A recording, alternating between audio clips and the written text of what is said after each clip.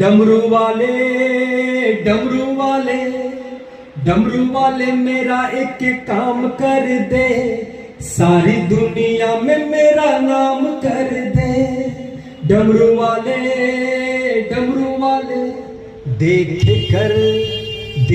कर सिंगार तेरा दिल दीवाना हो गया।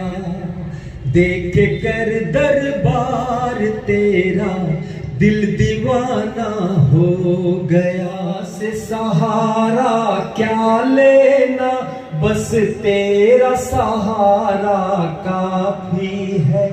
कुछ करने की क्या जरूरत है, तेरा एक इशारा काफी है।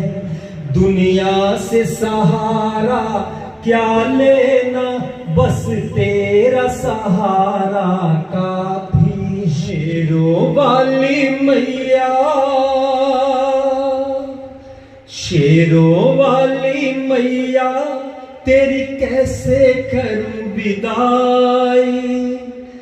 अख भर आई मेरी अख भर आई, अख भर आई मेरी अख भर आई। शेरों वाली मैया, तेरी कैसे करूं विदाई। शेरों वाली मैया, तेरी कैसे करूं विदाई। अख भर आई मेरी अख भर आई, अख भर आई मेरी अख भर आई। नमस्ते, प्रणाम। मैं हूँ दीपाली गुप्ता और आप देख रहे हैं लुक इन। तो लुक इन में आपका स्वागत है। नमस्कार, आप देख रहे हैं लुक इन। अभी हम मौजूद हैं साहिबगंज के एक ऐसे जाने माने कलाकार जिन्होंने कई स्टेज शो को साझा किया, एक से बढ़कर एक कार्यक्रम दिया। केवल साहिबगंज में ही नहीं, देश के कोने कोने में कई स्टेज शो में कार्यक्रम, कई बड़े बड़े कलाकारों के साथ इन्होंने अपना प्रोग्राम दिया। लेकिन बावजूद इनके ये थोड़ा स्ट्रगल कर रहे हैं, क्योंकि एक अच्छा प्लेटफॉर्म की आज भी इन्हें तलाश है। और कई मौकों पर बॉलीवुड के सभी जाते जाते रह गए के पास मौजूद हैं और ये जानना चाहते हैं कि भविष्य में उनकी क्या योजनाएं हैं। प्रकाश जी, आपका हमारे चैनल में स्वागत है। आपको बहुत बहुत धन्यवाद। ये चैनल अभी तक कहाँ कहाँ अपने स्टेज प्रोग्राम को साझा किया और किन किन बड़े बड़े कलाकारों के साथ साझा किया? वैसे तो मैं कोलकाता की धरती पर, जैसे कि बपी साहब नहीं रहे और शक्ति कपूर, मोहम्मद अजीज साहब भी नहीं रहे, उन लोगों के साथ, उदित नारायण के साथ, कई बॉलीवुड मतलब गायकों के साथ, स्टार के साथ मैं, और बड़े भाई राज सागर अनाउंसर जो है, उनका भी मेरे ऊपर बड़ा आशीर्वाद रहा है। और अभी हाल में मैं 2023 दिसंबर में खजुराहो इंटरनेशनल फिल्म फेस्टिवल में मुझे गाने का मौका मिला था। मैं बहुत सौभाग्य से वहाँ स्टेज परफॉर्मेंस किया।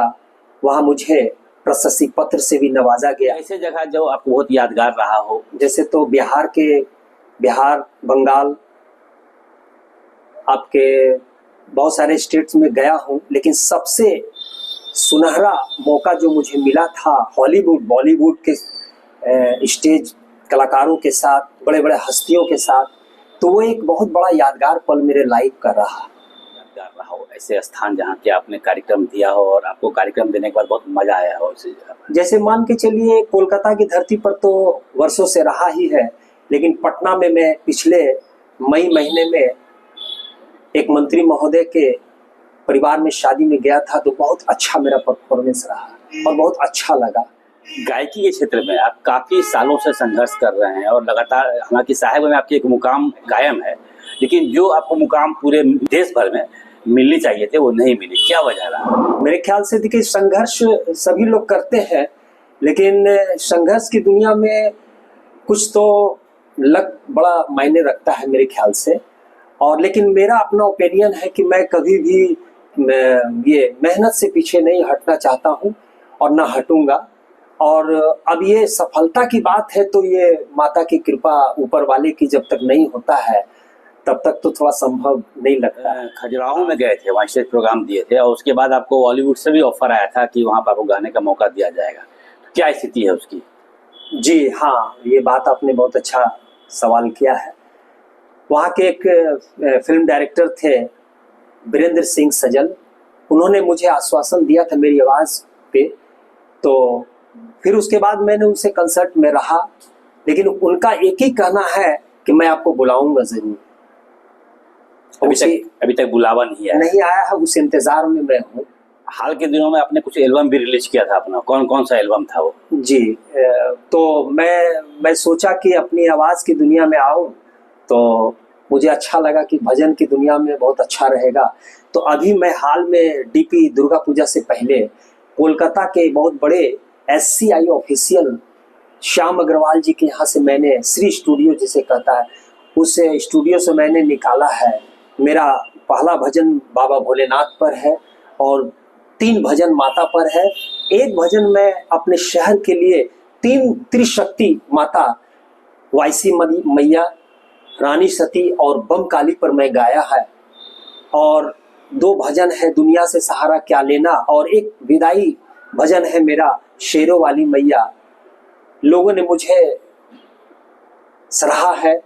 अब आगे देखिए माता की कृपा। एल्बम को लेकर ही भविष्य की और क्या योजना है? हाँ, एल्बम के लेकर के मैं ये कंटिन्यूअस में रहूँगा, लगातार मैं एल्बम की दुनिया में रहना चाहता हूँ।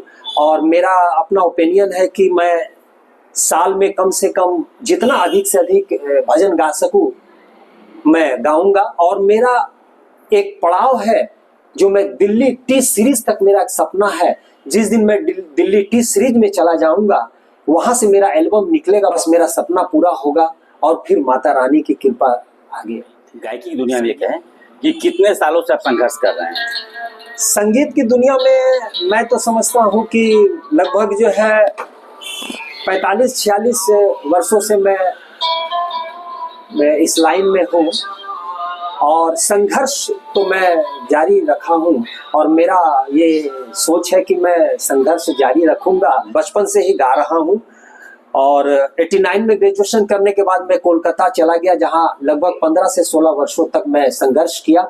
उसी क्रम में मुझे बॉलीवुड के बहुत सारे कलाकारों स्टार्स से मेरी मुलाकात हुई, स्टेज मिला और मेरी प्रसिद्धि वहीं से हुई। और वर्तमान में मैं एल्बम की दुनिया में आया हूँ। साहेबगंज से छोटे शहरों में गायकी का क्षेत्र चुनना काफी कठिन है, और किन से प्रेरणा लेकर आप इस क्षेत्र में आए? तो वैसे देखिए, मेरा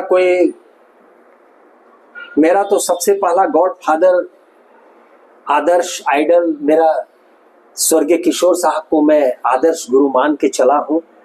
और मैं विधिवत कोई क्लासिकल का मैं कोई विधिवत शिक्षा तो नहीं लिया हूँ, लेकिन लाइट क्लासिकल में प्रभा दीदी हमारे शहर की एक बहुत ही प्रख्यात संगीत शिक्षिका है। मैं उन्हें भी प्रणाम करता हूँ कि मैं उनके पास सीखने जाता था तो वो कहती थी कि आपकी आवाज़ में गॉड गिफ्ट है, आपकी आवाज़ कुछ अलग है, तो आप मेहनत कीजिए, आप आगे तो ज़्यादा अच्छा रहेगा। तो मैं अपनी मेहनत कर रहा हूँ। संगीत की दुनिया को आमतौर पर जो है बहुत बड़ा क्षेत्र माना जाता है और ये बहुत बड़ा एंटरटेनमेंट का साधन भी है लोगों का, लेकिन साहेबगंज ऐसे छोटे क्षेत्र में जो रिमोट एरिया भी है और यहाँ वैसे साधन नहीं है जो संगीत सीख सके, तो वैसे लोग जो यहाँ पर रह कर संगीत सीखना चाहते हैं और इस क्षेत्र में आना चाहते हैं, उनको आप क्या मैसेज देना चाहेंगे? उनको देखिए, वैसे मैसेज क्या है, मैं उनको यही कहूँगा कि ये संघर्ष बहुत लंबा संघर्ष चलता है इस लाइन में, लेकिन मैंने पहले भी कहा कि संघर्ष से घबराना नहीं चाहिए। और मैं जितने भी इस लाइन में संगीत से चाहे जिस भी क्षेत्र से जुड़े हो, मैं उसको ये संदेश देना चाहूँगा कि आप संगीत को बहुत ही गहराई से लें और उसे एक सरस्वती है, वो बहुत बड़ी साधना है। और अगर मेरा ये भी ओपिनियन है कि अगर किसी को अगर आवश्यकता है समझने की तो मेरे यहाँ वेलकम है, मैं उसे थोड़ा प्रशिक्षित करूँगा और कोऑपरेट करूँगा।